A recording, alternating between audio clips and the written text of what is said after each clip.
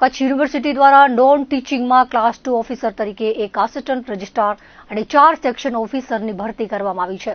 નિયમોનો ભંગ કરી નાણાકીય વ્યવહાર સાથે ભરતી કરાઈ હોવાની ફરિયાદ શિક્ષણ વિભાગ કરવામાં આવી છે, જેને પગલે સમગ્ર રાજ્યમાં મુદ્દો ચર્ચામાં આવ્યો છે. ત્યારે કુલપતિએ સમગ્ર પ્રક્રિયા પારદર્શક રીતે થઈ હોવાનો દાવો કર્યો હતો. આ અંગેની વિગતો મુજબ ભરતી પ્રક્રિયામાં આક્ષેપ છે કે પરીક્ષામાં પેપર પર બારકોડ લગાવવામાં આવ્યા ન હતા, સુરક્ષા અને ગોપનીયતા જળવાઈ ન હતી, અમુક ઉમેદવારોના માર્ક્સ વધારવામાં આવ્યા છે, લાયક ઉમેદવારોને ઇન્ટરવ્યુ માટે ન બોલાવી અગાઉથી નક્કી કરેલા ઉમેદવારોને જ પસંદ કરવામાં આવ્યા છે અને તેઓને જ નિમણૂક આપી દેવાઈ છે. મહત્વની વાત એ છે કે વર્ષો અગાઉ યુનિવર્સિટીમાં ફરજ બજાવતા 56 કર્મચારીઓએ યુનિવર્સિટી સામે હાઈકોર્ટમાં કેસ કર્યો હતો. જે તે સમયે આ કર્મચારીઓ કોન્ટ્રાક્ટ આધારિત હતા, હજુ પણ એ જ છે. કેસ પાછો લેવાની શરતે આ 56માંથી 5 જણાને નિયુક્તિ ઓર્ડર અપાયા છે. સમગ્ર પ્રક્રિયામાં મોટા પાયે ગેરરીતિ બાબતે અનેક નામી અનામીઓ અરજી શિક્ષણ વિભાગમાં કરવામાં આવી છે.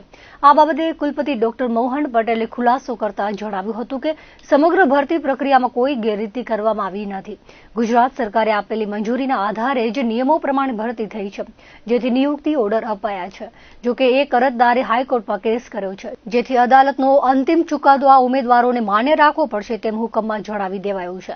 56 કર્મચારીઓએ જે તે સમયે કેસ કર્યો હતો. આ 5 ઉમેદવાર તે પૈકીના છે, જેથી જે સમયે તેઓ જુનિયર સિનિયર ક્લાર્ક હતા, હવે ક્લાસ 2 ઓફિસર તરીકે ભરતી થઈ છે, જેથી ઈસી અને બોર્ડ મીટિંગમાં નક્કી થયેલા ઠરાવ પ્રમાણે તેઓને હાઈકોર્ટમાંથી કેસ પરત ખેંચી લેવા જણાવાયું હતું. કેસ પાછો ખેંચ્યો કે કેમ તે બાબતે મને જાણ નથી, તેમજ નાણાકીય વ્યવહારમાં પ્રોફેસરનું નામ ઉછળ્યું હતું. વાયરલ થયેલી ચેટ એડિટવાળી હોવાની શક્યતા છે, જે બાબતે પોલીસમાં પણ અરજી આપવામાં આવી છે. સંપૂર્ણ પ્રક્રિયા નિયમ પ્રમાણે થઈ હોવાનો દાવો કર્યો છે. હવે જોવાનું એ રહ્યું કે શિક્ષણ વિભાગમાં થયેલી ફરિયાદોને વિજિલન્સ દ્વારા કરવામાં આવતી તપાસના અંતે કેવા પ્રકારના પગલાં લેવામાં આવે છે. જે આક્ષેપો થયા છે એમાં નોન ટીચિંગ સ્ટાફની ભરતી કરવાની પરમિશન એ ગુજરાત સરકારે જ્યારે આપી, અમે પહેલાં જાહેરાત આપી, જાહેરાત પછી અરજીઓ મંગાવી, અરજીઓના આધારે જે નિયમ છે એ પ્રમાણે આપણે સ્ક્રુટિની માટેનો રિટર્ન ટેસ્ટ લીધો. એ રિટર્ન ટેસ્ટ લીધા પછી એમ કહી શકાય કે 2 કલાકની અંદર આપણે એ પરિણામો જાહેર કર્યા. પરિણામોની જે આન્સર શીટો હતી, OMR શીટ, એ બધી સ્કેન કરીને આપણે એને તાત્કાલિક ધોરણે બધાને જાણ થાય એ રીતે એમને મૂકી રિઝલ્ટ માટે. ત્યાર પછી એમને જે કોઈ ભૂલો લાગતી હોય તો એના સુધારા માટે પણ આપણે એમને સમય આપ્યો. ત્યારબાદ એમના ડોક્યુમેન્ટ વેરિફિકેશન માટે આપણે એમને ખાસ જાણ કરી. એમના જે ડોક્યુમેન્ટ હતા એના આધારે સ્ક્રુટિની કમિટીએ જે કંઈ તપાસ કરી અને એમાં જે 1થી એમ કહી શકાય કે 1:10ના પ્રમાણમાં દરેક ઉમેદવારોને પર્સનલ ઇન્ટરવ્યૂ માટેના કોલ મોકલવામાં આવ્યા અને એ કોલના આધારે પર્સનલ ઇન્ટરવ્યૂ કરવામાં આવ્યા. અને પર્સનલ ઇન્ટરવ્યૂમાં જે રીતે એક્ટમાં પ્રોવિઝન છે એ પ્રમાણે એ સમિતિ જે હતી એને દરેક ઉમેદવારોના આપણે ઇન્ટરવ્યૂ લીધા.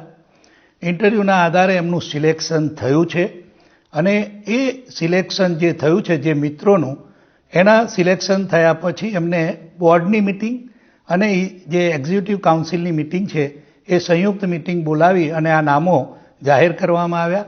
અને એ વખતે એવું નક્કી કરવામાં આવ્યું કે આ જે 5 મિત્રો અહીંયા સિલેક્ટ થાય છે એ આ જ યુનિવર્સિટીમાં વર્ષોથી કામ કરતા અહીંયા મિત્રો છે, તો એમને આપણે કહી શકાય કે જે એમને કેસ હાઈકોર્ટમાં કરેલો છે એ કોર્ટમાં એ જે કેસ છે એ વિડ્રો કરી લે, કે જેથી હવે એમની આ નવેસરથી એપોઇન્ટમેન્ટ થઈ છે તો એને આપણે આપી શકીએ. તો એ રીતે એમને ઓર્ડર પણ આપવામાં આવ્યા છે.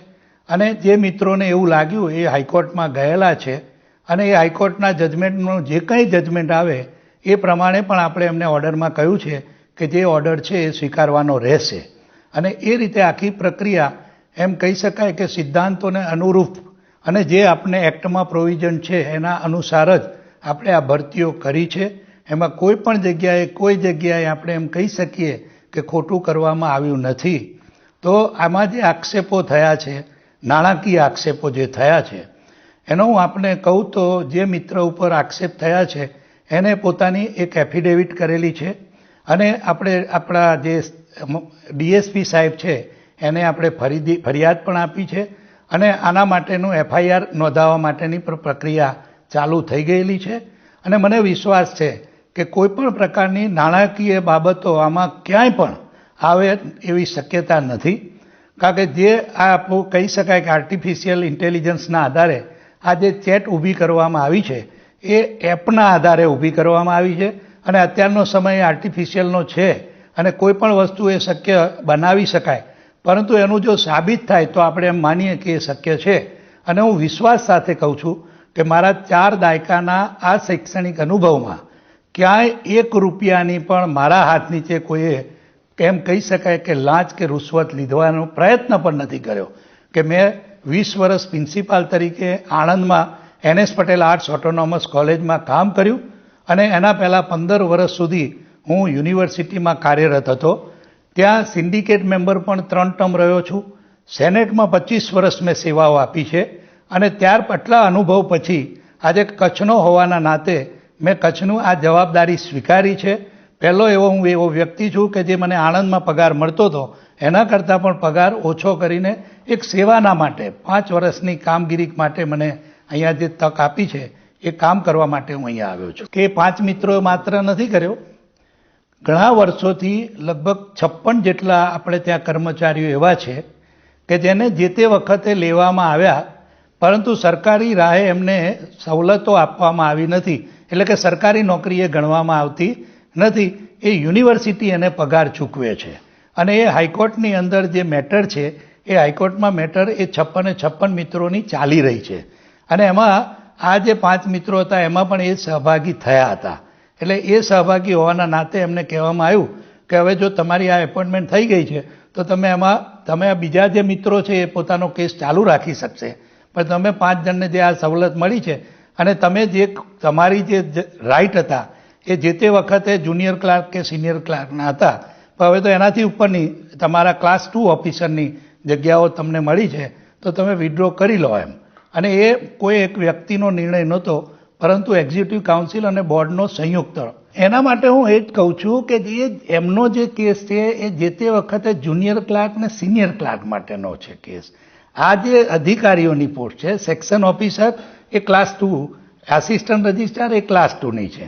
એમની જે લડાઈ હતી એ એમના પોતાની જે એપોઇન્ટમેન્ટ જે તે વખતે થઈ હતી એ જુનિયર ક્લાર્ક માટેની હતી. આ અધિકારી તરીકે જ્યારે પસંદગી પામે છે તો એક જ સંસ્થા સામે એમ જુનિયર ક્લાર્કની સામે અધિકારી જ્યારે બને છે તો એમને એ કેસ એમના વિડ્રો થાય એના માટેની આપણે એમને કહ્યું હતું. ખ્યાલ એ વિડ્રો કર્યા કે નથી કર્યા એ મને હજી પણ ખબર નથી સાહેબ. એ એફિડેવિટ અમારા જે એમ કહેવાય જીઓલોજી ડિપાર્ટમેન્ટના અધ્યાપક જે છે એ ગૌરાંગભાઈ ચૌહાણે કરી છે અને એ ફરિયાદ પણ અમે આપી છે. અને અમે એનામાંથી જે કંઈ અમે તો ત્યાં સુધી કહ્યું છે કે આની ફોરેન્સિક થવી જોઈએ ચેક, અને જે કોઈ ગુનેગાર છે એ ગુનેગાર સુધી અમારે પહોંચવું જ છે. જેને આ કર્યું છે એને અમારો બહુ સ્પષ્ટ સિદ્ધાંત છે કે જે આ ખોટું કર્યું છે, આ ચેટ જે બનાવી છે એપના આધારે, ખ્યાલ એ એપ જે રીતે બની શકે એના ખુલાસા પણ અમે બતાવ્યા છે કે આ રીતે થયું છે. અને એના મૂળ સુધી જયા વગર આ યુનિવર્સિટીમાં હું અંત નહીં લાવું, કારણ કે હું સિદ્ધાંતોને વરેલો માણસ છું. મારા માટે સૌથી ઉપર એ સિદ્ધાંતો છે.